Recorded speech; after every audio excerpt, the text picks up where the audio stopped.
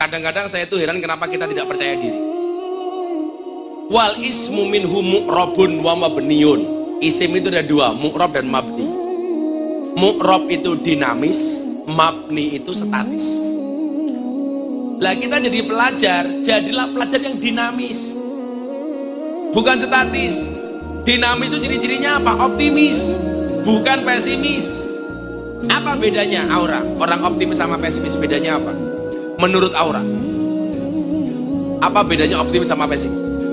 Kalau optimis itu udah memiliki tujuan, kalau pesimis itu masih ragu sama potensi diri sendiri.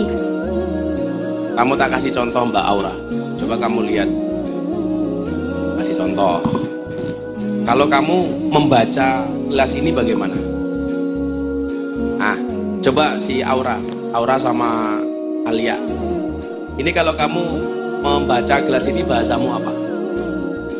Kamu? Air minum. Ya air minumnya ini kan separuh kosong, separuh ada isinya. Kamu membacanya bagaimana? Kalau bahasa kamu apa? Ini masih separuh atau tinggal separuh? Masih separuh. Kalau kamu apa, Alia? Masih separuh apa tinggal separuh? Masih separuh. Orang yang mengatakan masih separuh itu optimis, karena yang dilihat isinya. Orang yang mengatakan tinggal separuh itu pesimis, karena yang dilihat kosongnya. Lah, kita itu nggak bisa menjadi besar gara-gara apa-apa. Selalu saja yang dilihat itu kurangnya bukan lebihnya. Nah, kesalahan kita itu satu itu. Siswa kita, ya kita semuanya lah. Itu rata-rata ketika mendapatkan sesuatu dari Tuhan, potensi itu yang kita lihat rata-rata kurangnya bukan lebihnya. Maka bahasanya ini masih separuh, berarti yang kamu lihat itu isinya. Kemudian apa yang terjadi? Kita suka membayangkan ilusi-ilusi masa depan yang belum tentu itu terjadi. Loh, sekarang kamu jawab, Mbak Aura. Mbak, bayangkan kalau kamu naik perahu di tengah sungai, perahunya bocor, di samping perahu banyak buaya. Apa yang harus kamu lakukan? Assalamualaikum warahmatullahi wabarakatuh.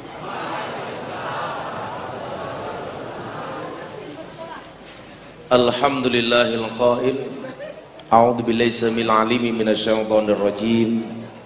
Walau anna ahlal qura amanu wattaqau la fatahna 'alaihim barakatim minas sama'i wal ardh. Walakin kadzdzabu fa akhadnahum bima kanu yaksibun. Allahumma salli wa sallim wa barik ala hadan nabiyil karim sayyidina wa maulana Muhammadin wa ala alihi wa ashabil mujahidin tahirin. Rabbi shrah li sadri wa yassir li amri wahlul 'uqdatam min lisani yafqahu qawli. Amma ba'du. Hadratal muhtaramin, para masyayikh, para kiai, para alim, wabil khusus panjenenganipun Kiai Suwada Azkia, mudah-mudahan Allah panjangkan umurnya dalam kebaikan.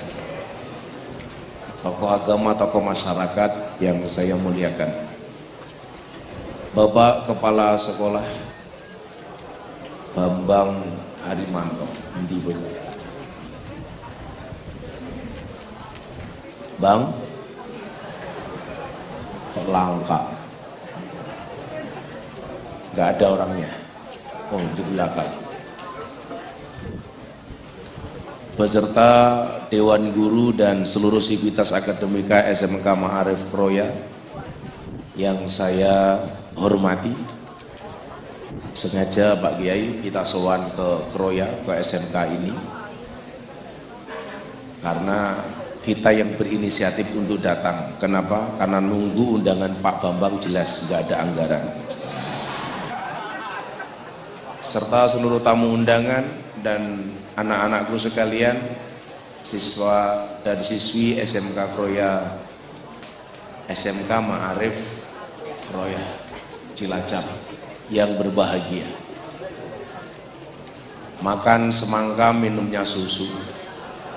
Kayak anak SMK Ma'arif Kroya, I love you.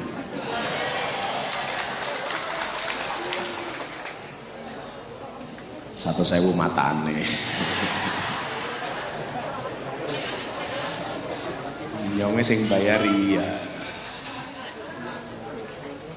Bersyukur pada siang hari ini setelah 15 hari saya bersama keluarga melaksanakan ibadah haji. Kebetulan baru pulang 4 hari yang lalu. Saya pulang karena harus hadir ke Madiun. Santri saya menikah, Denny Cakna. Mungkin di sini para fan galau antara fannya Denny sama Happy Asmara, yang seolah-olah jodoh itu di tangan fan, bukan di tangan Tuhan. Saya harus pulang memberikan nasihat dan doa pernikahan untuk Denny dan Bella. Yang saya bilang, pernikahan ini membuktikan bahwa jodoh itu di tangan Tuhan, bukan di tangan netizen. Makanya kalian yang hari ini belum punya pasangan atau belum punya pacar, santai saja. Karena jomblo itu temannya banyak. Karena setiap kali nembak cewek, ceweknya pasti bilang kita berteman saja. Dan yang jelas jomblo itu free hatin. Saya masih sangat capek Pak Kiai Suhada, tapi karena ini kewajiban saya atas amanah dari Bapak Presiden untuk memberikan wawasan kebangsaan kepada anak-anak kita. Jangan sampai anak ma'arif yang merupakan anak kandung dari Nahdlatul Ulama tetapi memiliki pemahaman kebangsaan yang salah, memiliki sikap-sikap yang radikal dan intoleransi. Tentunya ini tidak akan kita biarkan. Nah, adik-adik sekalian yang berbahagia, saya lupa berapa kali saya berangkat haji dan umroh. Saking seringnya Pak. Apalagi itu pecinya NU. Yang pecinya NU saya doakan insya Allah masuk surga. Peci ini. Dan sudah ada beberapa negara di Timur Tengah yang saya datang. Saya kebetulan dimudahkan oleh Allah untuk bisa berkeliling dunia. Saya kemarin sebelum berangkat haji, saya bisa pengajian di Hong Kong PP Pak, 24 jam saya ngaji 2 lokasi di Hong Kong. 24 jam. Saya berangkat tanggal 18 jam 1 malam, sampai Hong Kong jam setengah 7 pagi.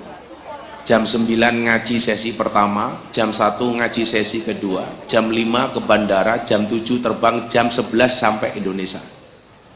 23 jam saya PP ke Hong Kong. Demikian juga akhir tahun kemarin saya keliling di beberapa negara di Eropa, dari Belanda, Belgia, Prancis, kemudian berakhir di Qatar. Yang pengen saya sampaikan apa Pak Kiai? Betapa bahagianya saya jadi orang Indonesia. Kita bandingkan dengan Timur Tengah. Saya sudah pernah ke Oman, pernah ke Qatar, pernah ke Abu Dhabi, Arab Saudi sering, dan beberapa tempat yang lainnya. Adik-adik, mungkin hari ini Anda cuma mimpi, tapi yang perlu Anda ingat adalah bermimpilah dalam hidup, jangan hidup dalam mimpi. Saya baru pulang haji, saya doakan mudah-mudahan semua yang hadir segera dipanggil oleh Allah.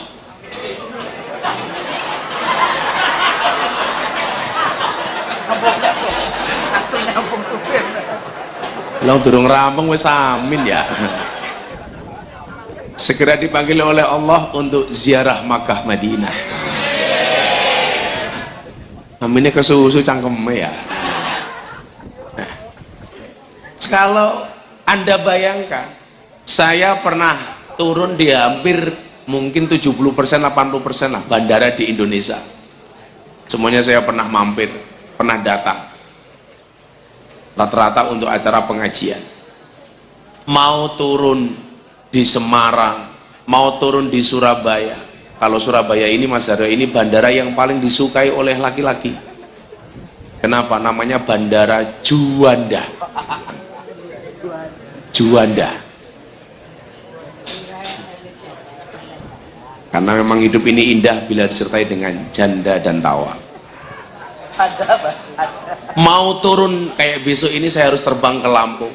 Di mana saya turun Pak? Pak Kiai, mohon maaf, yang kita lihat apa? Hijau-hijauan Pak, rumputnya subur, pohon-pohon subur. Di mana kita turun seluruh Indonesia warnanya hijau Mas Aryo. Coba bayangkan kalau Anda turun di bandara di Jeddah, di Riyadh atau di Madinah.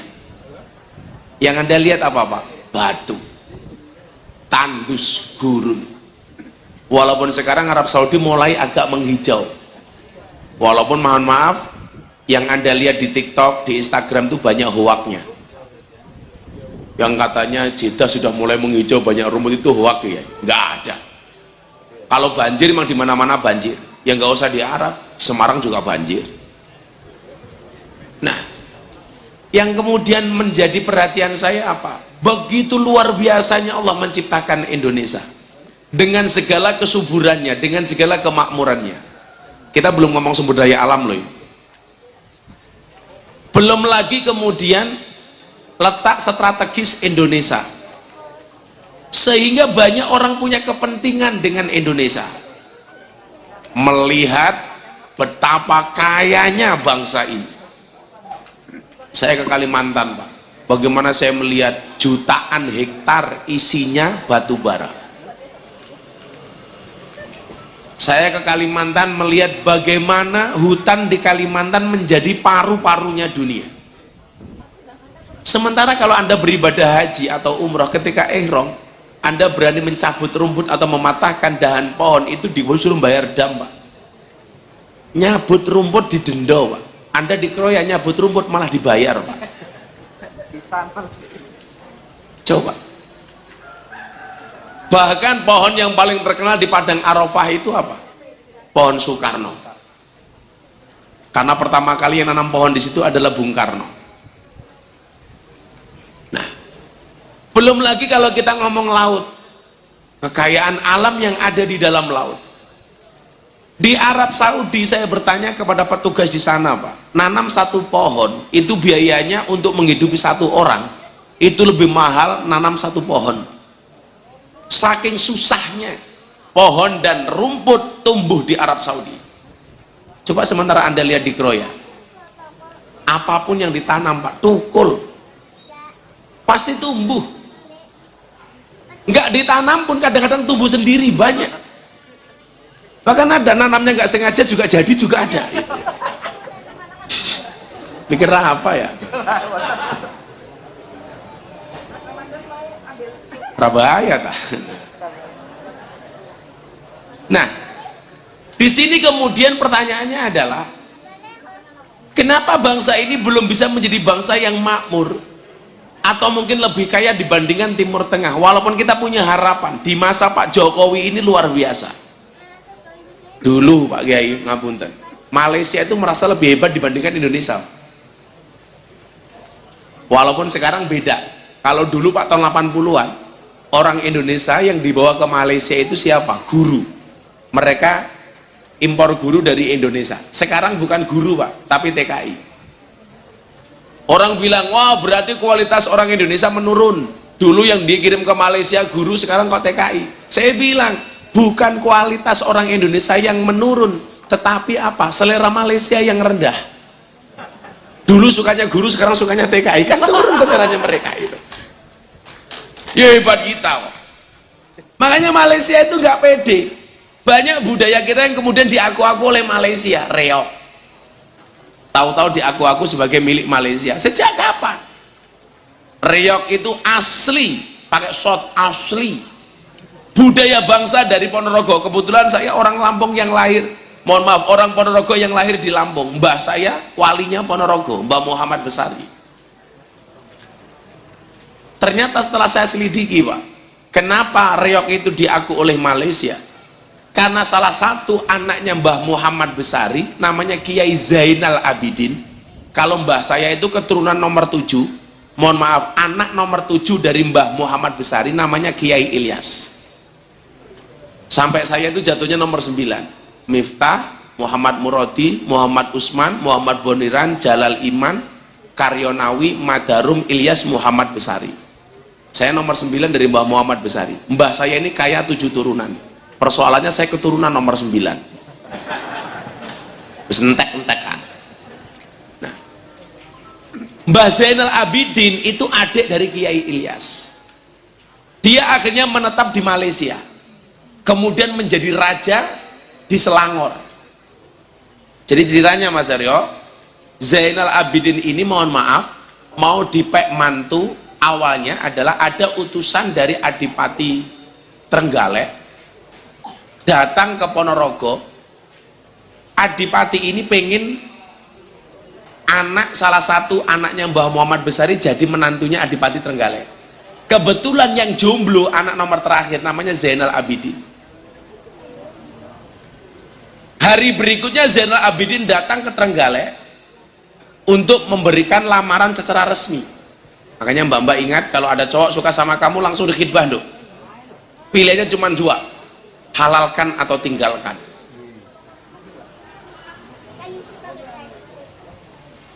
Jangan malah melumah gitu. Hati-hati, cowok itu codot. Aku juga. Lah ketika dilamar Pak Kiai, diantar sama mbah saya namanya Mbah Kiai Ilyas. Begitu lamaran ternyata apa? Anak ceweknya itu suka dengan Kiai Ilyas. Karena mau Zainal Abidin itu wajahnya jelek, buruk rupa, dia pendek cebol. Kiai Ilyas mbah saya itu ganteng. Makanya jangan kaget ibu kalau saya ganteng. Mau mbah saya ganteng gitu. Ya kalau karo Bambang kepala sekolah yang ganteng saya lah. Bambang endi ya wong ya? Ora katon. Kayaknya dia malu ketemu saya. Oh, melampanya agak sulit. Kita doakan Pak Bambang sehat. Menikah lagi. Ternyata yang diterima Mbah Ilyas akhirnya Mbah Zainal Abidin ini malu. Karena malu pulang, kemudian minta sangu kepada Mbah Muhammad Besari untuk melaksanakan ibadah haji. Orang dulu Pak Bu, kalau haji itu kan nggak sekarang ya. Kalau sekarang dari embarkasi Solo langsung berangkat turun di Jeddah. Dulu kan naik perahu, naik kapal, singgah dari satu negara ke negara yang lain. Pas pulang haji sampai Malaysia, sebelum pulang ke Indonesia, Zainal Abidin tidak mau naik perahu karena malu, pulang dibully. Gara-gara apa? Cintanya ditolak sama anaknya Adipati Trenggalek. Akhirnya dia menjadi James Bond di Malaysia, jaga masjid dan kebun. Marbot lah. Kayak saya dulu tinggal di masjidnya Muhammadiyah 5 tahun. Karena Jogja itu kan rata-rata kotanya orang Muhammadiyah, masjidnya Muhammadiyah. Saya nggak kuat ngekos Pak. Makanya saya anak NU yang tinggal di masjidnya Muhammadiyah. Alhamdulillah nggak ada masalah.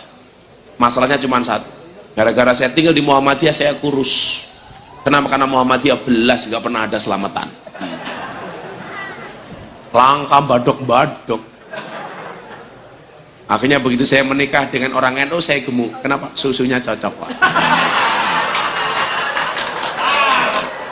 Begitu saya menikah dan kembali tinggal di lingkungan orang NU, saya langsung gemuk. Yang dulunya 40 kilo menjadi 108 kilo. Saya dulu sempat gemuk banget ya. Kenapa ikut orang NU gemuk? Karena orang NU dikit-dikit makan. Yasinan makan. Tahlilan makan. Sholawatan makan. Manakiban makan. Maulutan makan. Tetangganya sakit minta didoakan makan. Yang sakit mati makan lagi. Hitung dina. Ketika dia di masjid ada woro-woro dari Raja Selangor, anaknya sakit, anak satu-satunya perempuan sakit, bikin woro-woro dan sayembara, siapapun yang bisa menyembuhkan anak saya, kalau laki-laki akan saya pek mantu. Dan ternyata yang bisa menyembuhkan anaknya Raja Selangor itu Zainal Abidin, mbah ponakan saya. Ini wajahnya jelek. Akhirnya apa? Setelah anaknya sembuh, anaknya Raja Selangor dinikahkan dengan Zainal Abidin. Makanya kalian yang merasa wajahnya jelek, bisa jadi kamu jadi mantunya raja. Minimal Raja Singa. Pak mantu ya. Lah, sejarah reok diaku sama Malaysia. Gara-gara sama Mbah Zainal Abidin yang asli Ponorogo, reok ini dibawa ke Malaysia. Makanya kenapa sekarang orang Malaysia itu ngaku-ngaku reok sebagai miliknya. Makanya Malaysia itu kadang-kadang nggak pede ya, reok diaku, batik diaku, keris diaku. Makanya mohon maaf Kiai, itulah alasan kenapa hari ini saya orang yang paling sering ngomong danco. Karena saya khawatir Pak, kalau nggak ada orang Indonesia yang berani ngomong danco, satu saat danco akan diaku-aku sebagai milik Malaysia. Makanya saya itu ngomong danco dalam rangka mempertahankan kearifan lokal. Nguri-nguri budaya. Karena kalau hari ini kita gak berani ngomong danco Pak, nanti bisa jadi danco di aku Malaysia. Danco kan ya lucu, Ipin Upin ngomong danco kan gak pantas. Nah, Malaysia sudah mulai underestimate dengan Indonesia. Mereka nggak pede melihat betapa kemudian Indonesia ini menjadi negara yang besar. Salah satu langkah konkret yang dilakukan oleh Presiden adalah ketika berani nasionalisasi aset Freeport. Yang dulu kita hanya mendapatkan sekian persen, hari ini Freeport 50% lebih menjadi milik Indonesia. Demikian juga dengan blok-blok yang lain. Pak Jokowi berani kemudian apa? Menghentikan ekspor. Dari hilir ke hulu, hulu ke hilir, semuanya diproduksi di Indonesia. Termasuk hari ini mohon maaf, Elon Musk yang punya Tesla datang ke Indonesia, minta supaya nikel bisa dijual kepada mereka. Ini keberanian Pak Jokowi. Makanya kalau orang bilang Pak Jokowi ingah-ingih, oh hati-hati. Di balik ingah-ingihnya beliau luar biasa. Yang badannya besar belum tentu berani. Pak Jokowi kecil tapi berani. Ternyata Kiai, kemarin saya tanggal Ramadan tanggal 3 itu kan saya diminta ceramah di acara forum silaturahmi Ketua Umum Parpol bersama Pak Presiden. Hari itu Indonesia 5 menit di bawah kendali saya. Tuh, karena saya imam sholatnya Pak Jokowi. Karena Pak Jokowi manut sama saya. Saya mau sholat, tengok ke belakang, saya sampaikan sawu subuh fakum bisolat, tolong softnya diluruskan. Pak Jokowi jawab, nggih Gus, bagus. Manut karo inyong ya. Makanya saya takbir, Pak Jokowi ikut takbir. Saya rukuk, Pak Jokowi ikut rukuk. Saya sujud, Pak Jokowi sujud. Saya salam, Pak Jokowi salam. Begitu selesai saya tengok ke belakang, cie, manut inyong cie. Makanya anak-anak NU itu pede. Kemarin survei terakhir ustadz yang paling disukai anak-anak GM official, ada datanya enggak? Punya enggak saya? Ada. Ini. Jadi NU itu harus pede sekarang. Ini adalah survei salah satu lembaga di Jakarta. Ini ustadz, agak naik dikit bisa enggak? Apa yang bundar tadi? Ini. Perbincangan ulama dan dai pilihan netizen Indonesia Macbeth. Jadi siapakah ustadz yang paling disukai di Indonesia? Nomor 1 Gus Miftah 12,8%. Bersyukurnya saya apa? Ini yang atas ini hampir semuanya NU. Nomor 2 ada Gus Baha 11,3%, kemudian ada Gus Muafik 10,2%. Ada Gus Ulil Absor Abdallah 9,8%. Yang atas Pak rata-rata N. Kalau kita lihat 5 tahun yang lalu, medsos dia menguasai siapa? Rata-rata orang Wahabi ya. YouTube, Instagram, rata-rata yang atas itu orang Wahabi. Tapi sekarang nyuwun sewu, NU di depan. Gagah. Makanya kamu jadi santri NU itu yang pede. Santri NU, walah Gus, santri mau modalnya sarung. Mbak, jangan kamu lihat sarungnya tapi lihat ilmunya goblok. Isinya.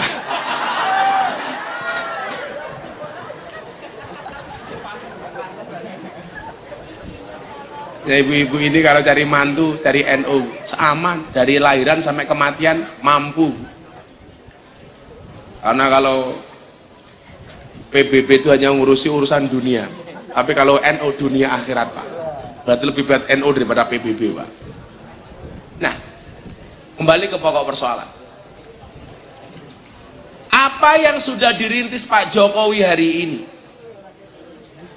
Beliau mengatakan Indonesia akan memiliki golden age.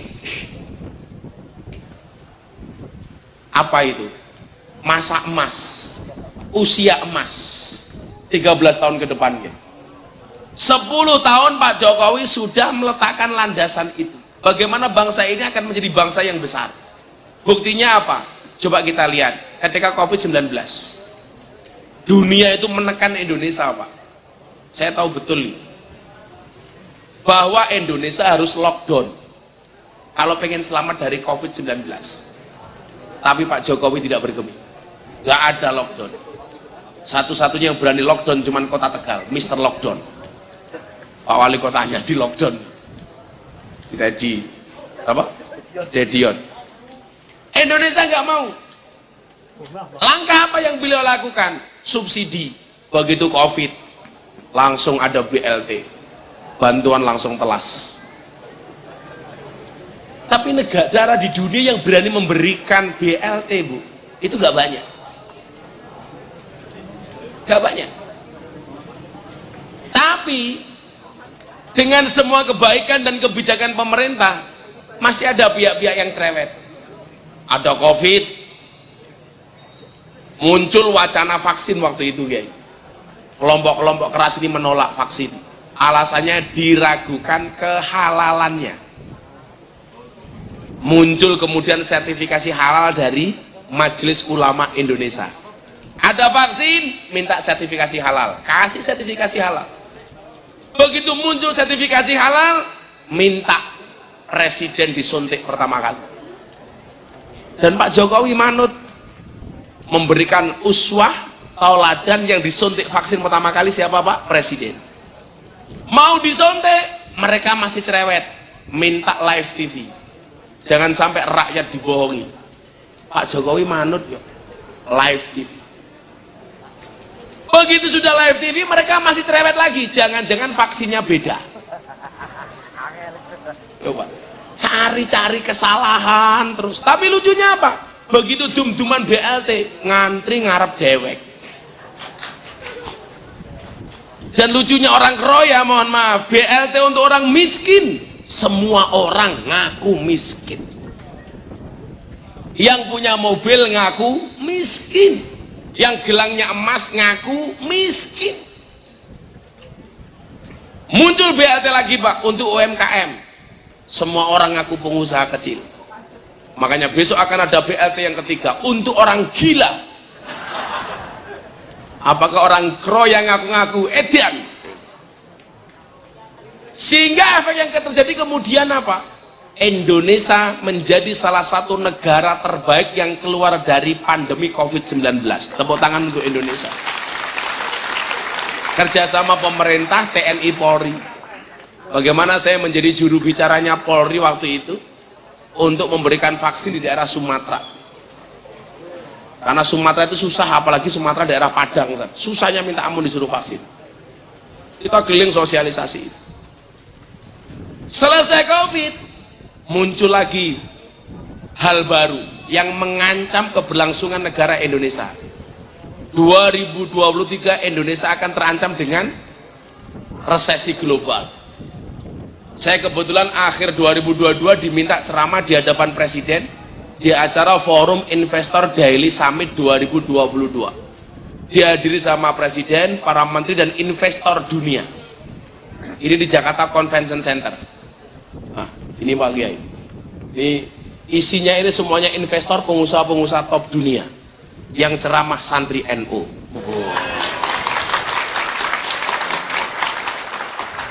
Mungkin saya santri NU yang paling sering ceramah di hadapan Presiden. Ganteng sih. Cangkemnya pede banget. Lah bojone Rika merongos. Gayanya ibunya dada-dada, saya pikir malu, ternyata pamer gelang.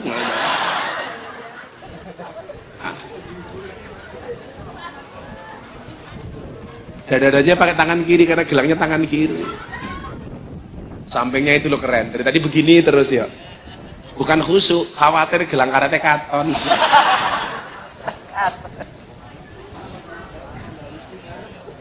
Saya waktu itu diminta ceramah bagaimana mendatangkan investor supaya investor itu percaya dengan Indonesia, Pak. Akhirnya saya bilang apa? Salah satu ancaman Indonesia 2023 adalah resesi global. Orang Indonesia itu berdikari, mampu berdiri di atas kaki sendiri, apalagi orang desa, orang Cilacap.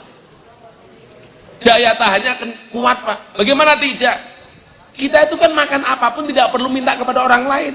Mangan beras, berasnya dewek. Mangan sayur, sayure dewek. Mangan pitik, pitike dewek. Mangan endok, endoke pitik, endoke dewek. Dan ternyata Jerman yang negara sekuat itu mampu memproduksi mobil, Pak.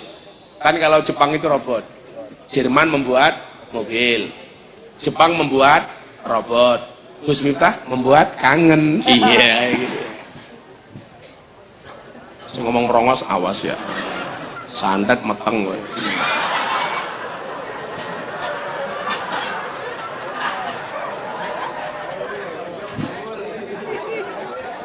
Dia tertawanya begini kok, ya karena merongos.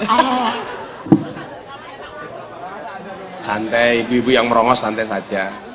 Ingat, merongos itu adalah mingkem yang tertunda. Merongos itu ada peribahasanya loh ya. Merongosong berbunyi nyaring.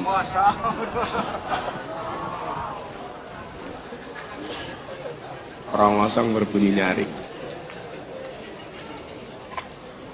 Resesi ancamannya. Waktu itu saya bilang apa? Semua kejadian ini atas takdir Allah. Tidaklah musibah itu terjadi illa ma kataballahu lana, kecuali yang telah Allah tetapkan untuk kami. Ini terbukti kok, Bu. Saya itu punya tetangga pas Covid itu, mohon maaf, pakai masker 25. Saking takutnya dengan Covid, 25. Beli apa-apa dari luar, Pak, dicuci. Beli buah, cuci. Beli pecel lele, semuanya dicuci. Tapi akhirnya, Pak, tetap mati. Dan matinya ternyata bukan karena Covid. Diamuk bojone mergo nggak duit penghasilan. Sampai hari ini Jepang, ya mohon maaf, Jerman yang bisa membuat mobil itu sudah resesi. Demikian juga negara-negara di Eropa. Saya kemarin pas ke Belanda, ke Prancis, hari ini coba Prancis, penjaraan seperti itu, isunya macam-macam. Padahal ya mohon maaf, ekonominya menurun, barang-barang branded dijarah. Sementara Indonesia, coba Anda lihat hari ini, mohon maaf ya, negara yang dianggap negara berkembang tetapi daya tahannya mengalahkan negara-negara maju. Maka dengan alasan itu kemudian yang terjadi apa? Banyak orang yang punya kepentingan dengan Indonesia, pengen menjarah kekayaan bangsa ini. Ya mohon maaf, kayak perang di Suriah itu kan sebenarnya bukan perang masalah ideologi, ya rebutan harta kekayaan saja, rebutan emas. Arab Saudi itu minyaknya nggak banyak, Pak. Itu ngambilnya di daerah yang lain, dibeli, sumurnya dibeli sama Arab Saudi. Kenapa kemudian Arab Saudi ikut-ikutan melu perang? Jelas, karena perpanjangan kontraknya dihentikan sama negara yang punya sumur. Maka hari ini kalau Anda ke Arab Saudi, MBS itu ekstrim. Ekstrimnya apa? Tapi saya juga seneng, Kiai. Ekstrimnya MBS itu kematian Wahabi di Arab Saudi. Tapi terlalu ekstrim, Pak. Kalau dulu kan perempuan di Arab Saudi nggak boleh bekerja. Sekarang nyopir boleh, kerja di supermarket boleh. Kalau Anda masuk bandara, Bu, mohon maaf, kalau dulu petugas imigrasi semuanya cowok, sekarang cewek. Bahkan beberapa waktu yang lalu saya haji umroh akhir tahun, itu ada mbak-mbak di depan Masjidil Haram pakai topi nggak pakai jilbab. Sudah seberani itu. Di satu sisi saya prihatin kondisinya seperti itu, tapi di satu sisi saya seneng. Senengnya apa? Karena kebijakan Muhammad bin Salman itu membunuh Wahabi di sana dengan mengatakan apa? Perjanjian antara Syekh As-Saud dengan Syekh Abdul Wahab yang melahirkan Wahaboy itu diratifikasi, bahkan dihapus sama Muhammad bin Salman, sudah tidak berlaku di Arab Saudi. Yang menjadi problem adalah kematian Wahabi di Arab Saudi ini akan menjadi ancaman negara-negara yang dianggap tumbuh dan suburnya paham-paham Wahabi. Mereka akhirnya akan mencari negara untuk mensiarkan paham Wahabi. Dan Anda tahu, negara yang paling dianggap subur adalah Indonesia. Dan ini ancaman. Makanya kita butuh kiai-kiai sepuh seperti Pak Kiai Suada, seperti Habib Lutfi dan lain-lain apa? Untuk memberikan keberkahan ke bangsa ini, Pak. Karena mohon maaf, salah satu paham Wahabi dan Salafi yang paling menakutkan kita adalah paham takfiri. Bagaimana mereka gampang mengkafir-kafirkan orang lain. Saya itu, Pak, kalau kajian sama orang-orang Wahabi dihina. Kiai NU itu kalau ngaji nggak pernah bawa PowerPoint. Beda dengan kami orang-orang Wahabi. Kalau kajian menggunakan PowerPoint. Saya jawab, ya. Kenapa kami orang NU kalau kajian nggak pernah membawa PowerPoint? Karena orang NU rata-rata sudah full power, full point. Kenapa mereka kalau kajian menggunakan PowerPoint, Pak? Karena mereka sadar tidak punya power, tidak punya point. Kemudian mereka bilang apa? Dikit-dikit kan kalau mereka ngaji apa? Saatnya kita kembali kepada Al-Quran. Saatnya kita kembali kepada Al-Hadis. Kenapa kiai-kiai seperti Pak Kiai Suada tidak pernah teriak-teriak seperti itu? Saya jawab, kenapa Kiai-Kiai NU tidak pernah teriak saatnya kembali kepada Al-Quran? Karena Kiai NU tidak pernah meninggalkan Quran. Kenapa tidak pernah kembali kepada Al-Hadis? Karena Kiai NU tidak pernah meninggalkan hadis. Nah pertanyaannya, kenapa mereka teriak-teriak kembali kepada Al-Quran, kembali kepada Al-Hadis? Karena barangkali selama ini mereka meninggalkan Quran, meninggalkan hadis. Kiai NU dilawan. Makanya kamu pede. Jangan kan kamu hidup, yang mati saja bisa ngasih kita rezeki kok. Bukti ini Mbah Mutin, Mbah Kaum, Mbah Roes kayak urip gara-gara wong mati. Mbah Lebih di sini artinya. Di sini yang ngurusi orang mati namanya apa, Bu? Oh Pak Kiai? Oh Kayim. Kalau di Jogja namanya Mbah Kaum. Kalau di sini Kayim. Kayim tuh keren, Pak. Tapi kan kita menyanyiakan Kayim, Pak. Kalau punya mantu polisi juga gayanya minta ampun. Mantumu sopo polisi. Apa rasa sini kan orang saya. Ini orang Nasrani tapi jamaah saya Pak Fengki.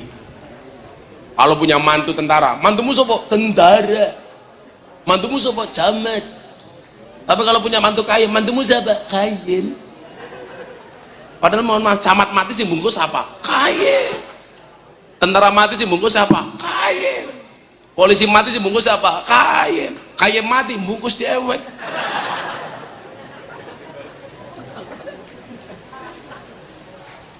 Tapi sia-sia kita sama Mbak Kayim gitu. Kayim polisi tentara hebat mana ya? Hebat Kayim. Banyak polisi tentara SK-nya masuk bank untuk hutang. Mbak Kayim SK-nya nggak pernah untuk hutang di bank. Bukan karena hebat orang payu. Makanya saya itu punya program, Kiai. Dulu namanya program saya itu kado lebaran untuk kiai kampung. Saya buat parcel, saya bagi untuk kiai-kiai kampung. Ya Mbak Kayim, Mbak Rois, Mbak Lebih. Karena menurut saya mereka itu penting. Menjaga amaliyah Ahlus Sunnah wal Jamaah tiap malam Jumat yasinan.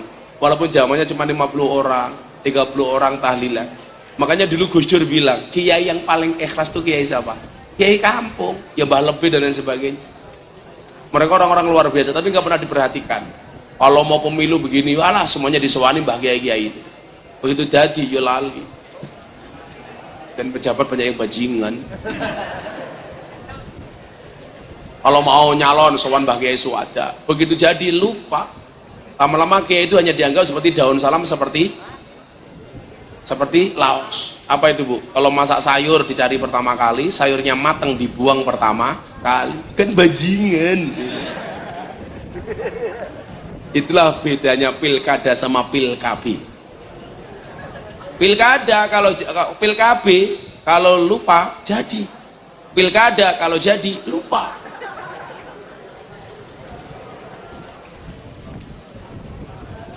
Lah saya itu kalau ngaji kadang-kadang jengkel ya.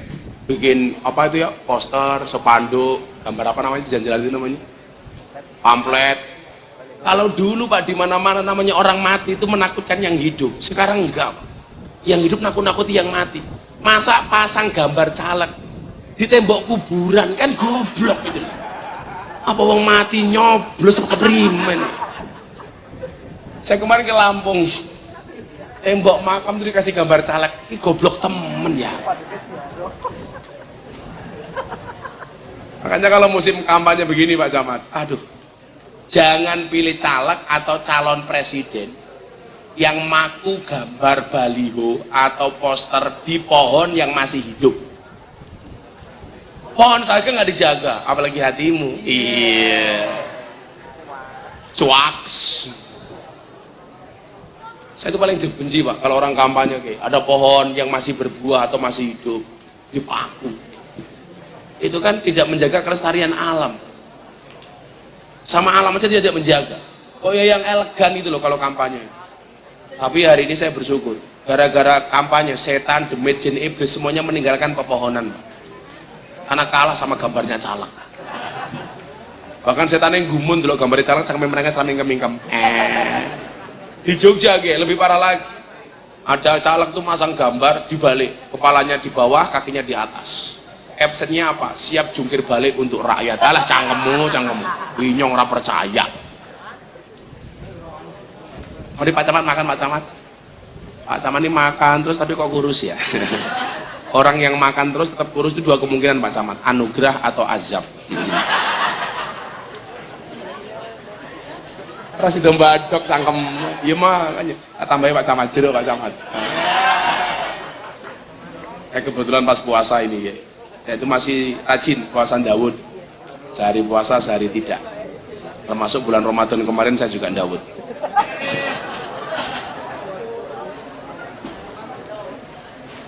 Ya kalau ibu-ibu gemuk nggak apa-apa, kalau saya harus ambil menarik six-pack karena ada pengalaman Pak, saya dulu gemuk 108 kilo, ada penelitian cowok yang perutnya besar biasanya burungnya kecil. Nah ini ya manuknya cilik ini. Beliau ini anaknya almarhum Ki Entus ya. Nah, Ki Entus Susmono punya anak 4 ya. 4. Cindra ini nomor 2 yang di Dalang namanya Mas Haryo. Tapi beliau spesialis wayang santri. Nah, ini Dalang. Saya juga Dalang kebetulan, Dalang kerusuhan. Nah, maksud saya apa? Yang sudah hari ini, oh, Pak Camat mangan lagi apa-apa meneng sini sih. Ibu-ibu ini ada anggur, ada apel. Ibu-ibu pilih anggur apa apel? Ini mau tak kasih yang belakang. Anggur, salah. Anggur memang lebih mahal dibandingkan apel. Tapi seharusnya cewek lebih milih apel dibandingkan anggur. Kenapa? Karena cewek lebih suka diapelin, nggak suka dianggurin. Iya. Cuaks.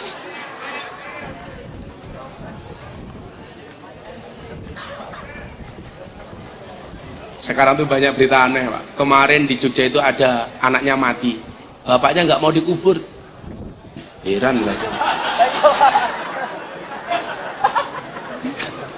Anaknya mati, bapaknya nggak mau dikubur.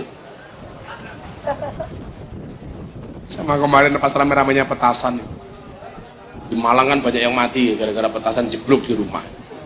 Maka saya langsung membuat fatwa, menyalakan petasan di mata ulama hukumnya haram.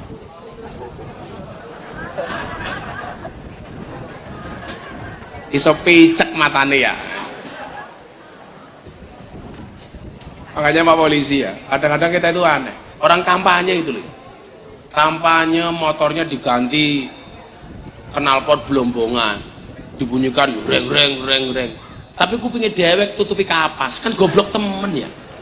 Kalau dia mau jujur, ya knalpot itu yang mendengarkan dia sendiri. Ya kalau mau tidak mengganggu lingkungan ya gampang. Pakai knalpot, mendengarkannya pakai MP3, pakai headset. Jadi kan keren, saya kira kupingnya dia bang gitu.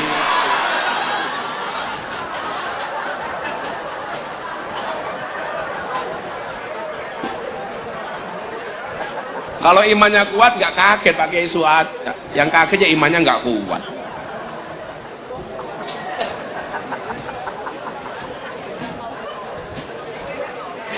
Ya, jam berapa ya? Jam 3 nanti kita tanya jawab. Anda, mbak-mbak, mas-mas silakan tanya. Saya jawab. Satu pertanyaan saya kasih 300.000. Kiai kaya. pada ke Pak Bambang. Nanti Pak Bambang ya, inyong kangen ya. Pak Camat makan lagi Pak Camat. Malu-malu. Kalau cewek itu makan nggak apa-apa, karena cewek hobinya 3, ngamal, ngemil, ngemol. Nah itu cewek. Makanya Pak Polisi, membahagiakan cewek itu cukup dengan 70 cara. 1 shopping, sisanya 69. Jelas saya minta semuanya akur. Kita boleh beda pilihan, tetapi harus tetap akur. Karena kelemahan orang NU itu satu Pak, nggak bisa akur. Orang NU itu kalau punya musuh Pak, kompak. Kalau nggak punya musuh, musuhan sendiri. Itu hebatnya NU itu. Luar biasa itu. Kayak saya ingat betul pas saya ceramah di gereja itu, saya dibully orang se-Indonesia, termasuk orang NU sendiri. Padahal ceramah saya didukung sama Habib Lutfi, didukung sama Mbah Dim Yati Rois Kendal. Tapi saya dihajar habis, termasuk sama orang-orang NU. Saat aku menggenggam tasbih dan kamu menggenggam salibku. Di saat aku beribadah ke Istiqlal, namun engkau ke katedral. Di saat bioku tertulis Allah Subhanahu wa taala dan biomu tertulis Yesus Kristus. Di saat aku mengucap assalamualaikum dan kamu mengucap salam. Di saat aku mengejak Al-Qur'an dan kamu mengejak Alkitabmu. Kita berbeda saat memanggil nama Tuhan. Tentang aku yang menengadahkan tangan dan kau yang melipatkan tangan saat berdoa. Aku, kamu, kita. Bukan Istiqlal dan katedral yang ditakdirkan berdiri berhadapan dengan perbedaan namun tetap harmonis. Andai saja mereka memiliki nyawa, apa tidak mungkin mereka saling mencintai dan menghormati antara satu dan yang lainnya. Terima kasih. Salam. Assalamualaikum warahmatullahi wabarakatuh. Ini gara-gara ini Pak. Wah, Miftah kafir. Saya jawab, hurra papa sahadat mening.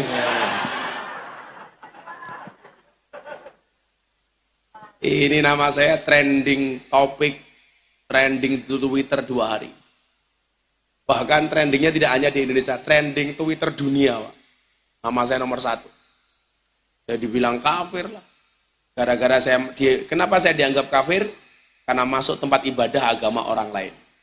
Berarti saya pastikan orang Cilacap, anak SMK Ma'arif Roya ini banyak yang kafir. Karena kenapa? Karena sering masuk Candi Prambanan dan Candi Borobudur. Katanya Gus Miftah ceramah di bawah kaki Yesus. Waduh. Pan.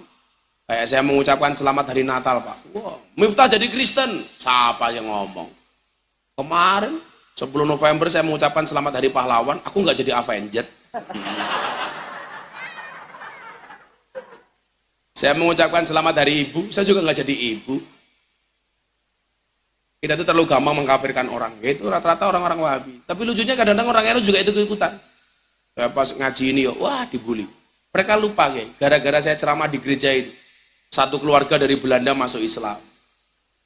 Mungkin ya. Salah satu kader NU yang paling sering memualafkan orang itu saya. Kemarin saya di Jeddah, anak Rusia masuk Islam. Saya pulang dari Perancis, orang Perancis masuk Islam. Orang Jerman masuk Islam. Lebih dari 300 orang yang masuk Islam melalui Gus Miftah. Kan keren, Pak Camat pira? Dana langka. Mangan maning kok kae beda. Biasa. Orang NU itu kalau akur susah. Yang salah siapa? Ya guru-guru itu. Gara-gara dulu masuk TK diajari lagu judulnya Balonku Ada 5. Yang rusak NU kan itu. Balonku ada 5, rupa-rupa warnanya. Kuning kelabu, merah muda dan biru. Meletus balon hijau dor. Pertanyaan saya, kenapa yang meletus balon hijau? Hijau itu kan warnanya NU. Kayak meledos. Makanya lumrah kalau orang NU itu nggak bisa akur. Kenapa? Mergo balone meledos. Coba Anda bayangkan, Kiai P3 ketemu Kiai PKB, ora mungkin akur.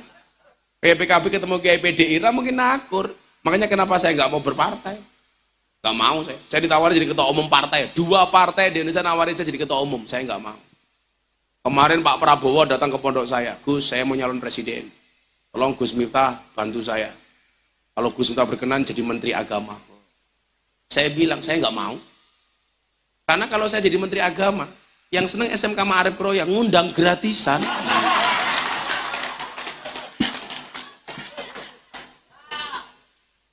Bukan, kalau saya mikir jadi menteri agama itu jadwal saya ngaji akhirnya rusak. Karena saya harus ngopeni jamaah di desa, jamaah di mana-mana. Kalau saya ngomong kepentingan pride saya pribadi ya jadi menteri agama nggak apa-apa. Tapi saya pikir manfaat saya kurang. Lagiannya mohon maaf, menteri itu gajinya nggak banyak, 18 juta. Kalau saya ke daerah-daerah jadi menteri susah, ketemu kiai nggak ngamplopi dirasani. Makanya saya bilang, udahlah saya nggak usah jadi menteri, cukup menjadi Miftah saja. Saya didatangi masyarakat Lampung, Gus tolong jadi gubernur Lampung. Gus Miftah nggak usah keluarin duit biaya, kita yang bantu. Kita yang keluarin duit jadi gubernur Lampung. Para pantas teman ya, gubernur Lampung, Miftah Maulana Habibur Rahman Maharapan. Mendingan jadi kiai bahaya Pak ya. Tapi ya MC itu kalau ngundang kiai itu gak usah berlebihan. Kadang-kadang saya itu kalau naik panggung pekewo Pak. MC cangkeme jangan. Selanjutnya acara Mau'idhah Hasanah akan disampaikan oleh sahibul fadilah wal karamah wal maksiyah. Jangan. Saya pernah kita sambut kiai yang sedang naik daun. Wah, apa ular keket ya. Kita sambut hadirnya Gus Miftah. Wah, ini pengajian apa tinju? Saya begitu naik panggung langsung begini kiai. Ayo, siapa yang tak antemi ya. Nah, kembali gini. Kita harus akur. Makanya kemudian apa? Allah sampaikan dalam Al-Quran bagaimana Allah menurunkan berkahnya dari langit dalam surat Al-A'raf ayat 96. Walau anna ahlal qura amanu wattaqau la fatahna alaihim barakati minas sama'i wal ardh. Makanya kenapa kalau kita berdoa surat duha itu apa? Allahumma in kana rizki fis sama'i fa anzilhu wa in kana fil ardi fa akhrijhu. Karena keberkahan itu datangnya bisa dari langit, bisa dari bumi. Lah ternyata berkah itu Allah akan bukakan keberkahan bagi Indonesia baik dari langit maupun dari bumi. Itu syaratnya apa? Penduduknya itu harus amanu wattaqau, harus beriman dan bertakwa. Dan ternyata ibu bapak, coba anda lihat, pengen jadi orang beriman tuh karakternya sederhana. Mangkana yu'minu billahi wal yaumil akhir fal yukrim doifahu. Barang siapa beriman kepada Allah dan hari akhir, hendaknya dia memuliakan tetangganya. Jadi ternyata Kanjeng Nabi itu membuat contoh-contoh itu sederhana banget. Wong sing dianggap iman itu orang yang memuliakan tamunya. Fal yukrim jarohu, yang memuliakan tetangganya. Makanya Kanjeng Nabi bilang, kalau masak sayur perbanyaklah kuahnya. Supaya apa? Tetangganya dikasih sayurnya, goblok kuahnya. Memuliakan tamunya. Makanya kalau ada tamu disuguh, mulyane omah yen ono tamu, mulyane tamu yen disuguh, mulyane suguhan yen dipangan. Contohnya Pak Camat. Nah, ini memuliakan suguhan Pak Camat. Makanya ibu-ibu itu kalau ada tamu langsung disuguh, Bu. Duwene gorengan ya tamune digorengi. Duwene sego ya tamune disegani. Duwene kopi ya tamune di kopi ini. Duwene susu tamune digaweke susu ya, susu. Nah, sehingga apa? Tugas pemerintah membuat program bagaimana membawa bangsa ini besar. Tugasnya rakyat memberikan kepercayaan kepada pemerintah dengan cara apa? Menjadi rakyat yang amanu wattaqau. Menjadi rakyat yang beriman dan bertakwa. Lah ciri-ciri orang beriman itu apa? Suka saling mendoakan. Du'aul mar'i li akhika du'aihi li nafsi. Saya membayangkan ya, betapa investasi doa itu luar biasa. Tapi yang terjadi apa? Bangsa ini lebih suka dengan investasi caci maki dan bully. Yang ada itu apa? Wa ainur ridho an kulli aibin kalilatin. Orang itu kalau sudah seneng, jelek sekalipun gak akan kelihatan. Tapi ingat, wa ainu sukti an kulli khairin tubdil masawiyah. Tapi kalau orang itu sudah benci, sebaik apapun tetap dianggap jelek. Sebaik apapun Pak Jokowi, kalau sudah benci dengan Pak Jokowi, menganggap jelek Pak Jokowi. Padahal Pak Jokowi itu luar biasa. Dionek-onek ke Fir'aun, yang bilang Fir'aun sakit dijenguk. Kita doakan Cak Non segera sembuh, amin. Itu hebatnya Pak Jokowi. Maka kalau kita pengen membangun bangsa ini hari ini adalah kamu nggak perlu bekerja kayak Pak Camat, kamu nggak perlu bekerja kayak Pak Polisi, kayak Pak Tentara. Cukup jadilah warga yang baik. Dengan cara apa? Memperbaiki kualitas iman dan takwanya. Kalau posisimu sebagai siswa dan siswi, pengen membangun bangsa ini gampang le. Jadilah siswa dan siswi yang baik. Siapa itu? Yang manut dengan guru. Saya kemarin ketemu Habib Jindan di Mekah. Beliau mengatakan apa? Punya guru itu enak Gus. Kenapa Habib? Kamu punya guru, salah saja bisa menjadi benar. Kenapa? Karena guru itu punya dalil. Mungkin menurut orang awam salah. Tapi guru punya dalil kenapa dia melakukan itu. Sementara kamu kalau nggak punya guru, benar sekalipun bisa jadi salah. Walaupun sekarang agak rame di Cilacap, mudah-mudahan nggak ikut-ikutan lah. Perdebatan antara Habib dengan Kiai. Apaan itu? Kalau saya minta segera dihentikan. Walaupun memang ada banyak bahasa Habib yang saya tidak setuju. Contoh, belajar kepada satu Habib yang goblok itu lebih baik dibandingkan belajar kepada 70 kiai yang alim. Saya matur sama Abah Lutfi, iki takabur, nggak boleh seperti itu. Bukankah kemudian kemuliaan orang itu inna akramakum indallahi atqakum. Yang mulia itu karena takwanya. Ini bahasa-bahasa yang berlebihan. Kalau saya ditanya Gus, apakah Habib itu pasti duriahnya Kanjeng Nabi? Saya jawab wallahu a'lam bishawab. Tapi saya selalu menghormati duriahnya Kanjeng Nabi. Kenapa? Ya karena itu perintahnya Nabi. Bagaimana dengan orang yang ngaku-ngaku Habib? Yaitu azabnya besok pasti besar. Kamu ngaku-ngaku Gus, itu sederhana. Tapi kalau ngaku-ngaku Habib, hati-hati. Karena langsung berurusan dengan Kanjeng Nabi. Karena menurut Imam Al-Ghazali, nasab yang paling mulia adalah al-intiha ila sajarati Rasulillah sallallahu alaihi wasallam. Mudah-mudahan bangsa ini bisa menjadi bangsa yang besar. Amin. Ayo jam 3 tanya jawab yuk. Anda bertanya, saya jawab. Oke. Teman-teman, Saya siapkan uangnya. sip, 2 cowok dan 2 cewek. Ayo. Ayo Mbak, yang sebelah sana. Cewek lagi, satu lagi, cewek. Boleh, jilbab hitam. Cowok, yang cowok. 2 orang. Yang berdiri Mas, ya. Belakang. Satu lagi yang depan. Sana Mas itu, yang langsung duluan Pak. Ayo Mas. Ah. Ayo, maju. Ah. Duduk di sini Mbak, duduk sini. Sip. Duduk. Depan. Ya. Mana lakinya satu lagi? Oh, di perjalanan OTW. Agak sini. Ya, mendekat. Sip. Nah, pakai mic. Duduk. Hadap sana, hadap depan. Dari sana biar kelihatan kamera bisa masuk patroli kan lumayan. Ayo, namanya siapa? Kamu, iya kamu. Bismillahirrahmanirrahim. Assalamualaikum warahmatullahi wabarakatuh. Waalaikumsalam. Namanya siapa? Perkenalkan, nama saya Alia Fadilah. Apa? Alia Fadilah. Alia, Fadila panggilannya? Alia. Alia. Kelas berapa kamu Alia? Kelas 12 MIPA. Gus. MIPA. MIPA. Bisa pengen jadi apa? Pengen jadi pegawai Bank BNI. Wah, mandiri. Salah.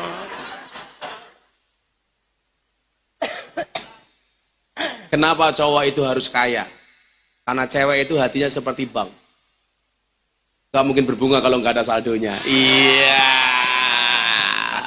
Iya, Alia. Pengen jadi pegawai bank kamu? Mas, kamu gak usah nikah sama pegawai ini. Kakek hitung-hitungan. Kalau pengen nikah, mulai dari awal, nikahlah dengan pegawai SPBU.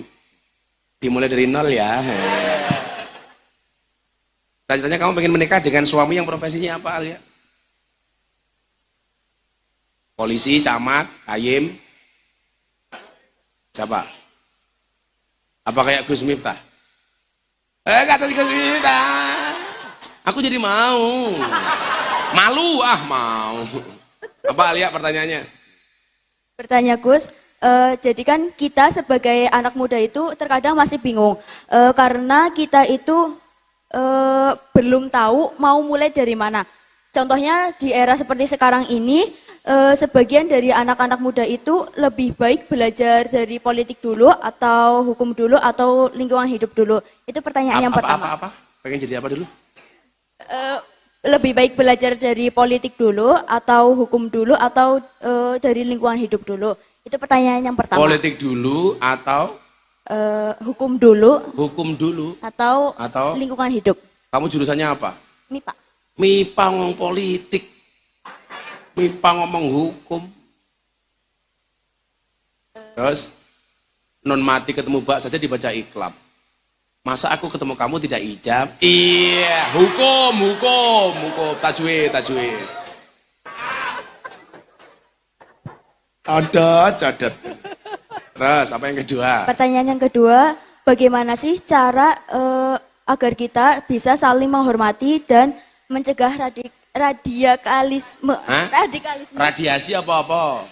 Alia ingat, Radikalisme. radiasi itu berbahaya. Tapi lebih berbahaya dianggap. Iya. Sakit. Aduh. Terus? Udah. Nuwun, Gus. Atur nuwun. Coba kita baca kitab taklim saja. Di situ ada kaidah begini. Afdolul ilmi ilmul hali wa afdolul amali hifdul hali. Ya kamu santri belajar itu aja dulu. Ilmu itu yang paling utama adalah ilmu tentang tingkah laku. Dan amal yang paling utama adalah menjaga tingkah laku.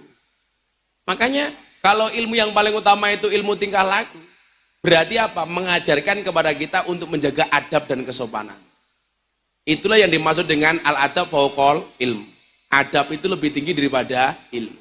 Makanya bangsa Indonesia itu nggak kekurangan orang pinter. Tapi kekurangan orang yang beradab. Makanya kan saya sering bilang kulla syai'in idza kasura rahusa illal adaba. Segala sesuatu itu kalau jumlahnya banyak pasti murah, kecuali adab. Makanya kalau kamu pengen mahal gampang, jadilah orang yang beradab tinggi. Itu pasti mahal. Kalau kamu nggak punya adab, murah. Kalau kamu nggak beradab tinggi pengen mahal gampang, jadilah yang sedikit. Barang itu kalau sedikit berarti langka, kalau langka antik, kalau antik harganya mahal. Kiai itu banyak yang ngurusi lonte, jarang. Siapa? Gus Miftah. Berarti Gus Miftah kiai? Kiai larang, malah kiai lonte kepriman.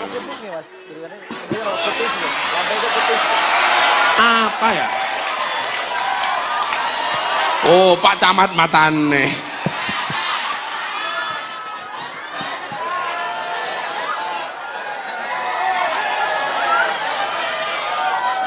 Ya itu tugas Inyong kayak kia. Makanya Inyong orang berani ngajak Pak Kiai Suada. Bahaya. Kalau ngajak Pak Camat, Pak berani masuk nggak mau keluar.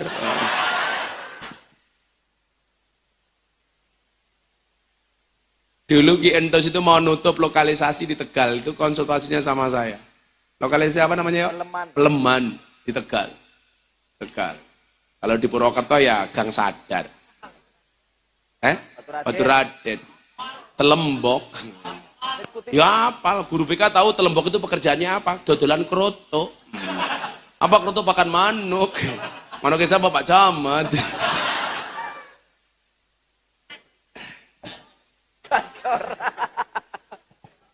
Jadi itu Dok. Afdolul ilmi ilmul hali wa afdolul amali khifdul hal. Kalau politik itu lihat aja lah permainannya seperti apa. Saya itu nggak pernah kuliah politik, tapi sekian banyak menteri dan politikus itu konsultasinya sama saya. Saya nggak pernah belajar hukum, tapi saya ngerti hukum. Bahkan kadang-kadang orang yang ngerti hukum itu malah banyak melanggar hukum. Saya itu menganalisa Pak Polisi, kenapa kok Sambo itu berani nembak anak buahnya?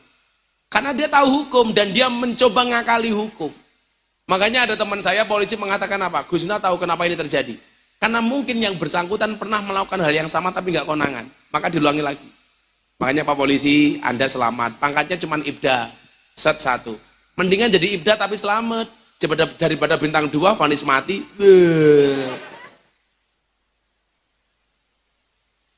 Jadi kamu nggak usah belajar macam-macam dulu. Belajar itu aja insya Allah selamat. Ya, ayo yang sana. Cowok 1 dulu gantian. Assalamualaikum warahmatullahi wabarakatuh. Waalaikumsalam. Arane siapa? Perkenalkan, nama saya Kai Rifki Hanggara. Siapa? Kai Rifki Hanggara. Kairif Ki Hanggara. Kairifki Anggara. Hanggara. Anggara. Ya. Namamu tidak sebagus wajahmu. Wajahmu tidak sebagus namamu. Tapi kan jeneng, rupanya pas-pasan. Tapi insya Allah berjodoh dengan Alia. Iya. Alia manduk-manduk. Nggih purun ya. Kelas berapa kamu? Panggilannya Rifki. Ya. Kai. Kai. Kai kayak temen. Kai. Gus. Kelas berapa? Kelas baru masuk ini. Oh, Kelas baru 1. masuk. Cita-citamu pengen jadi apa? Kerja di Jepang. Kerja di Jepang ya. Jadi apa? Pembuat robot gitu? Enggak, itu apa? Ikut ke industri permobilan. Industri permobilan. Kalau dia bikin robot, kita malah bisa nggak susah membedakan. Di robotin di menungsane.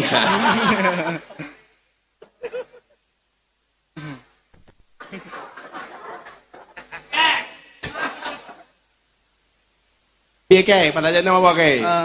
Gus, gimana tanggapannya tentang Alia, nggak tak tanggapi, Alia ngapa? Ponpes Al Zaitun yang lagi viral sekarang.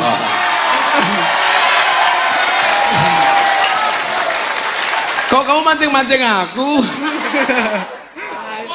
Saya sudah membuat komen tentang Az-Zaitun. Yang pertama begini. Salah satu ciri pesantren itu kan terbuka, Pak. Bukan eksklusif atau inklusif. Dan itu tidak terjadi di Az-Zaitun. Dia tidak terbuka. Dari awal. Tidak terbuka. Sehingga kemudian menimbulkan praduga dari masyarakat. Termasuk dari saya. Dan ternyata praduga kita itu benar. Walaupun kita sering dikatakan iyyakum wadhanna fa inna dhanna akdzibul hadis. Tapi ternyata praduga bangsa ini kepada Az-Zaitun itu benar. Bahwa ada penyimpangan, bahwa ada indikasi Az-Zaitun itu mengajarkan sesuatu yang tidak benar.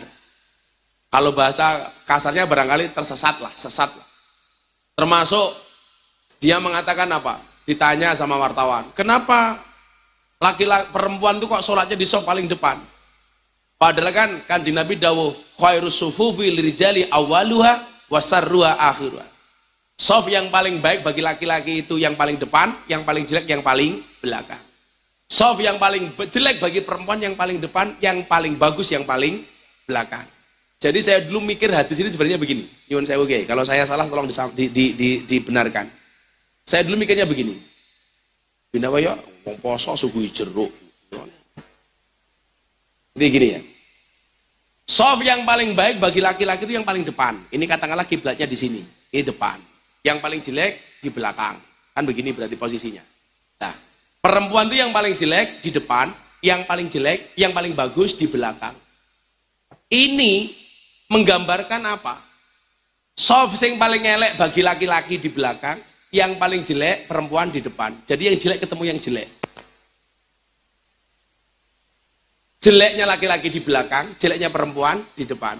Jadi kalau posisi sholat itu depan belakang, itu softnya laki-laki yang belakang ketemu dengan softnya perempuan yang paling depan. Makanya kenapa dibilang yang paling jelek? Karena ini pasti madorot. Sofe wong wedok sing paling ngarep, delok sofe wong lanang sing paling buri. Yang paling bagus yang depan bagi laki-laki, yang paling bagus bagi perempuan yang belakang. Kenapa? Karena nggak mungkin ini ada interaksi. Makanya kalau buat masjid, kalau seandainya masjidnya itu harusnya desainnya itu jangan sampai laki-laki masuk masjid itu harus melintasi sofnya perempuan. Makanya kenapa dulu dalam Hasanah Nahdlatul Ulama kalau sholat laki-laki dan perempuan kalau bangunannya tidak disekat dengan tembok biasanya dikasih satir. Ingat masjid-masjid zaman dulu Bu, musola-musola zaman dulu kan ngoten nggih dikasih satir pembatas.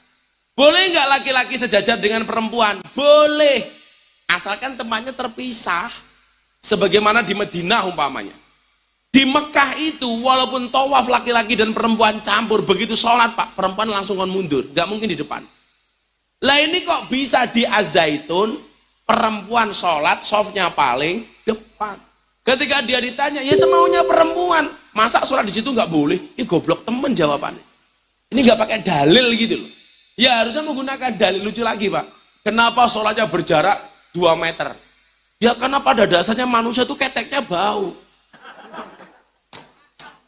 Padahal Allah itu paling suka, artinya begini ya, kenapa kita itu sholat, mau sholat dimakruhkan makan yang bau, seperti bawang putih, terasi kalau sekarang mungkin jengkol, pete. Sampai Kanjeng Nabi mengatakan laula an asyqa ala ummati la amartum bisiwaki inda kulli shalah. Kalau tidak memberatkan umatku, mereka saya perintahkan untuk siwakan, sikat gigi setiap kali mau sholat. Karena malaikat itu nggak suka dengan bau-bau yang nggak enak. Makanya kalau orang itu hatinya wangi yang masuk malaikat, orang itu kalau hatinya penguk, bau yang masuk setan. Lah, setan tuh paling suka dengan tempat yang bau dan kotor. Makanya kenapa mas-mas ini kalau di kamar mandi nggak usah berlama-lama, karena banyak setannya, sabunnya bisa boros. Ya kayak. Iya. Sabunnya bolong. Cangkeme kae gitu, malah sabunnya bolong, ini diapa gitu. Kayak biasanya apa Gus, kalau di pondok biasanya itu nemu apa sabun yang batang. Hah? Itu tengahnya bolong.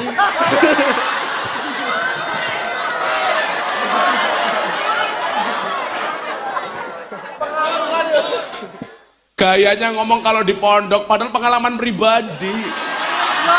Enggak gitu. Testimoni. Makanya ada lagunya Gus Dur itu. Uripe ayem, rumangsa aman, dununge rasa, tandha yen iman, sabar narimo najan pas-pasan, randuwe bojo iso. Lamaran goblok. Lah malaikat itu suka yang wangi-wangi. Nah, wong puasa malah dikai panganan maneh. Ya buka puasa lumayan ah. Jadi ini ketika dia mengatakan kenapa sholatnya berjarak, bahkan nyuwun sewu nggih. Perempuan khutbah Jumat. Iya, ini kan sesat gitu loh. Dan dia ngeyel. Nah, yang menjadi ironi kemudian adalah ada banyak fakta yang menyebutkan bahwa Az-Zaitun itu kenapa berani seperti itu? Karena mendapatkan backingan dari para pejabat. Kalau ini benar, naudzubillah min dzalik. Di saat kita membangun bangsa ini dengan cara Pak Jokowi yang luar biasa, kita dikejutkan dengan pola-pola Az-Zaitun. Bahkan dulu ya isunya Az-Zaitun itu NII. Dulu. Kemarin Pak Mahfud bilang, rekening yang disita dari Az-Zaitun 286 rekening. Sekian ratus sertifikat tanah. Coba, SMK Kroya, padahal rekeningnya cuma 2, itu aja gak ada isinya. Itu aja hanya nampung uang bos. Gitu. Ini 286 rekening. Maka kalau saya ditanya, Gus bagaimana? Kalau saya secara pribadi mengatakan ini banyak penyimpangan, arahnya kepada tersesat. Makanya ya orang tua ya mohon maaf lah, nggak usah menyekolahkan anaknya di Az-Zaitun lah. Masih banyak pondok NU yang bagus. Di Cilacap banyak pondok yang bagus. Kenapa harus ke tempat-tempat seperti itu? Kira-kira seperti itu, ya. Ayo Mbak E. Sebelumnya perkenalkan, nama saya Aura Nur Ramadhani. Siapa? Aura Nur Ramadhani. Aurel Hermansyah. Aurel Nur. Aura Aura Nur Ramadhani. Ramadhani, panggilannya Aura. Ya. Aura Kasih. Artis itu yang pertama kali ke pondok saya dulu Aura Kasih. Zaman nyanyi lagu Mari Bercinta. Dia masih pacaran sama Glenn Fredly. Jadi kalau saya itu ngaji sama artis, Bu, bukan hanya sekarang saya terkenal, enggak, dulu tahun 2012 itu sudah banyak artis ke tempat saya, Aura Kasih, Marsanda, masih berjilbab waktu itu. Kemudian Desi Ranasari, Marisa Haq, Anang Asanti, itu dari dulu ikut saya. Makanya artis-artis di Indonesia itu kiai kalau nikah, itu kecenderungannya memberikan asar pernikahan saya. Dari zaman Anang Asanti, Aura Kasih, kemudian Atta Aurel, Deddy Corbuzier, Sabrina, Yeni Inka, kemarin terakhir Denny Caknan. Itu rata-rata yang memberikan nasihat pernikahan saya. Yang enggak cuma Rizky Bilar sama Lesti Kejora, itu bukan saya. Tapi setelah kasus itu, saya menjadi guru mereka.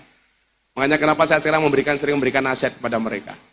Tapi lucu nih ya, sing duwe kasus Rizky karo Lesti, sing cerewet, wong kroya. Kenapa laporannya dicabut? Ya nggak apa-apa, sekarang sakinah mereka. Itulah Pak. Sing nglakoni adem ayem, sing nyawang kakean, cangkem.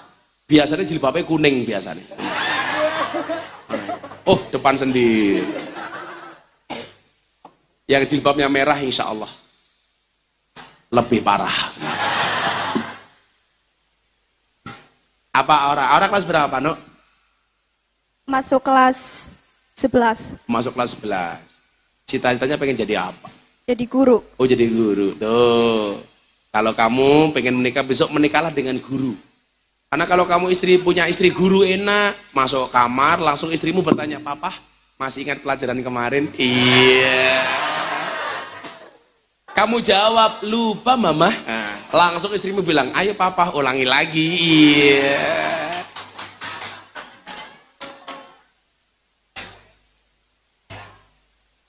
Kalau nikah dengan dokter repot, masuk kamar, "Papa."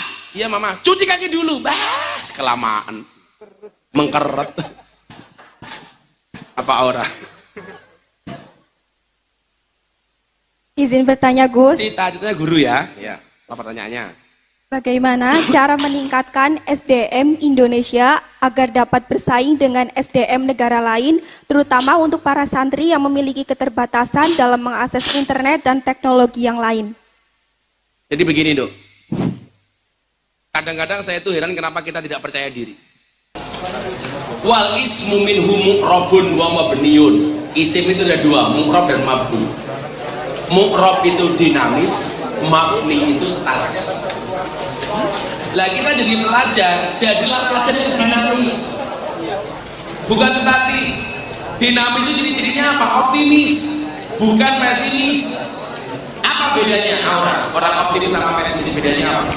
Menurut Aura, apa bedanya optimis sama pesimis? Kalau optimis itu udah memiliki tujuan, kalau pesimis itu masih ragu sama potensi diri sendiri.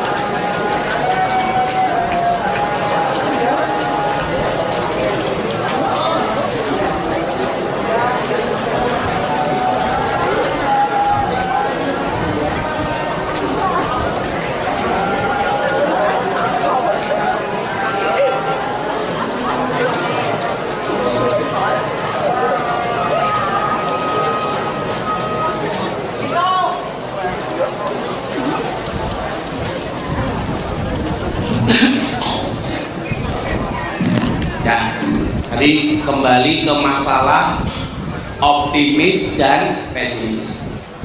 Kamu tak kasih contoh Mbak Aura, coba kamu lihat. Kasih contoh. Kalau kamu membaca gelas ini bagaimana? Baiknya Alia coba. Modus matamu. Makasih deh. Nah, coba si Aura sama Alia.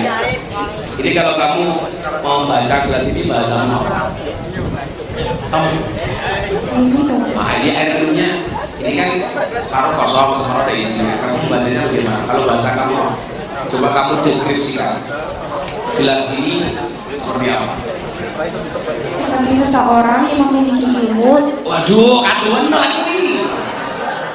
Gus Dur seperti air putih, sederhana sih tapi penting. Bukan itu, bukan. Ini masih separuh atau tinggal separuh? Kasih separuh. Kalau kamu apa, Alia? Masih separuh apa tinggal separuh?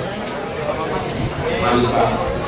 Orang yang mengatakan masih separuh itu optimis, karena yang dilihat isinya. Orang yang mengatakan tinggal separuh itu pesimis, karena yang dilihat kosong. Lah, kita itu nggak bisa menjadi besar gara-gara apa? Selalu saja yang dilihat itu kurangnya bukan lebih. Dikasih hidung ke hidung, yang dilihat apa? Pesetnya, bukan fungsi dari hidung. Kan gitu. Padahal orang pesek itu insya Allah panjang umur, amin. Karena bakal ngirit. Orang itu kalau hidupnya mancing malah cepat mati, ambekannya boros. Lagian kalau bilang mobilnya gede-gede. Nah, kesalahan kita itu satu itu. Siswa kita, ya kita semuanya itu rata-rata ketika mendapatkan sesuatu dari Tuhan, potensi itu yang kita lihat rata-rata kurangnya bukan lebihnya. Maka bahasanya ini masih separuh, berarti yang kamu lihat itu isinya. Kemudian apa yang terjadi? Kita suka membayangkan ilusi-ilusi masa depan yang belum tentu itu terjadi. Loh, sekarang kamu jawab, Mbak Aura. Mbak, bayangkan kalau kamu naik perahu di tengah sungai, perahunya bocor, di samping perahu banyak buaya. Apa yang harus kamu lakukan? Berenang ke tepian. Berenang ke tepian. Oh, tuntal boyo, berenang ke tepian. Apa yang harus kamu lakukan kalian? Berdoa. Pasrah. Salah semua. Bayangkan kalau Anda naik perahu, perahunya di tengah sungai bocor, di samping perahu banyak buaya. Berenang di pangan boyo. Yang perlu kamu lakukan cuma satu, apa? Berhenti membayangkan.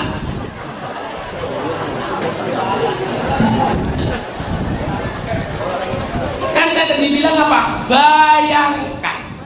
Solusinya apa? Ya berhenti membayangkan. Kita itu nggak bisa maju, nggak bisa besar. Kenapa?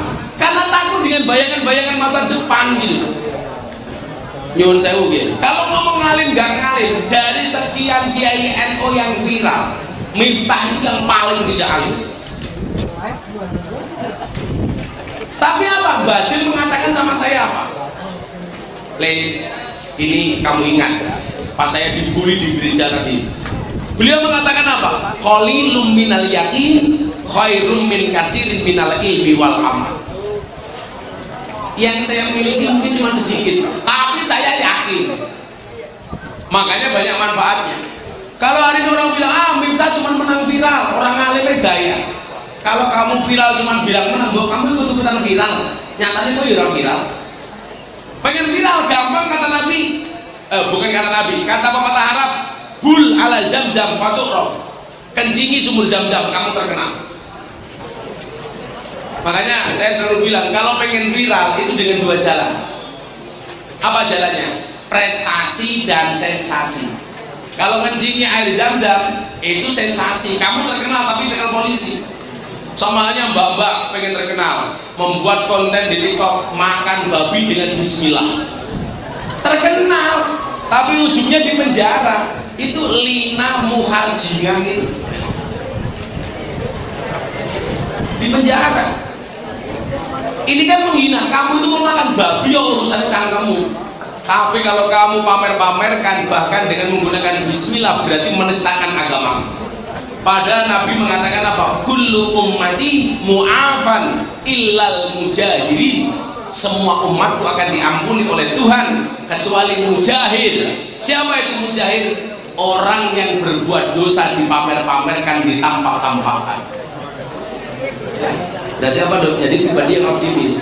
Kita semuanya punya potensi kok. Falikulli syai'in maziyah. Semua orang punya kelebihan masing-masing. Di balik kekurangan pasti ada kelebihan, dan di setiap kelebihan pasti ada kembalian. Ya, kamu mulai. Assalamualaikum warahmatullahi wabarakatuh. Waalaikumsalam. Perkenalkan, nama saya Tio Pramudika Maulana Febrianto. Ini ngajak gelut nih. Siapa pelan-pelan? Tio Pramudika Maulana Febrianto. Maulana Febrianto. Febrianto. Oh, kamu juga pakai nama Maulana kan sama dengan aku. Nah, saya Miftah Maulana Habibur Rahman. Kalau anak saya Mufti atau Ilah Sohibul Adiyah Maulana Habibur Rahman. Apa panjangan? Yo mana anak-anakku dewe. Oh, sing ngeloni nyok dewe kok sing cerewet cangkem. Kamu kelas berapa? Panggilannya Pak Dito? Panggilan Tio. Oh Tio. Kelas berapa kamu? Kelas 11. Orang ibu tua temen. Oke. Cita-citanya pengen jadi apa Tio?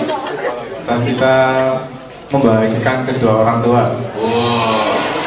Cara konkretnya seperti apa membahagiakan itu? Copet juga bisa membahagiakan. Dengan cara apa membahagiakan? Ya dengan cara Nah. Bagaimana cara membahagiakan orang tua kamu itu bagaimana? Kamu jadi apa? Jadi apa? Copet. Jadi payung nalikone udan. aneh. Harus jadi apa? Harus konkret. Masa Jadi- cita-cita kok membahagiakan? Jadi Membahagiakan tuh bukan cita-cita, itu kewajiban.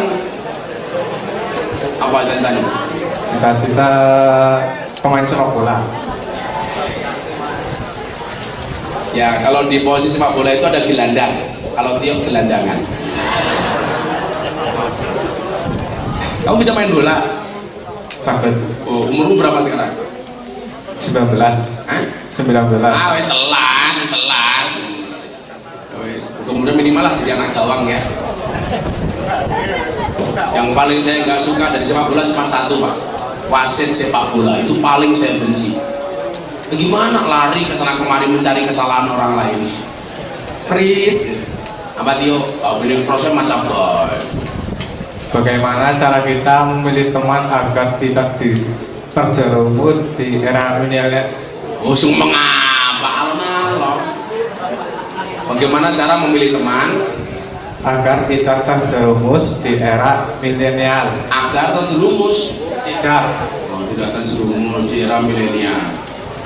Mas Tio, jadilah pensil untuk menulis kebahagiaan orang lain, atau jadilah penghapus untuk menghapus kesedihan orang lain. Iya. Maning. Kalau Ibnu Athaillah As-Sakandari mengatakan apa? La tashab man la yunhiduka haluhu wala yadulluka 'alallahi maqaluhu. Janganlah kamu bersahabat dengan orang yang tindakan-tindakannya tidak membuat kamu rajin dan terengginas, dan perkataan-perkataan yang tidak membuat kamu dekat dengan Allah. Itu saja. Berarti yang perlu kamu cari siapa? Khairul ashabi mayadulluka alal khair. Sebaik-baik sahabat adalah yang menunjukkan kamu kepada kebaikan, walaupun itu pahit. Makanya pola itu saya pakai hubungan saya dengan Deddy Corbuzier, bukan sebagai guru dan murid, tetapi sesama sahabat. Maka ketika Deddy blunder, dia membuat podcast ngundang tokoh LGBT ragil dari Jerman, semua orang mencaci maki Deddy Corbuzier. Tapi saya datang kepada Deddy Corbuzier sebagai seorang sahabat. Saya bilang sama Deddy, persahabatan itu seperti mata dan tangan. Mata menangis, tangan mengusap, tangan terluka, mata menangis. Maka salah satu quote saya yang paling viral apa, Mas Tio? Yang kita cari itu sahabat, bukan teman maupun pacar. Apa bedanya teman, pacar, dan sahabat? Teman, siapa itu teman? 1000 orang yang datang di saat kita senang. Siapa itu pacar? 1 orang yang membuat kita melupakan 1000 orang teman. Tetapi yang kita cari bukan pacar, yang kita cari bukan teman, tapi yang kita cari itu sahabat. Siapa itu sahabat? 1 orang yang tetap bertahan di saat 1001 orang meninggalkan kita.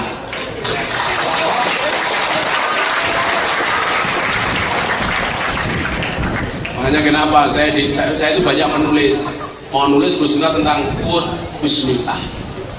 Karena saya punya banyak quote, terutama yang viral di bokong-bokong truk.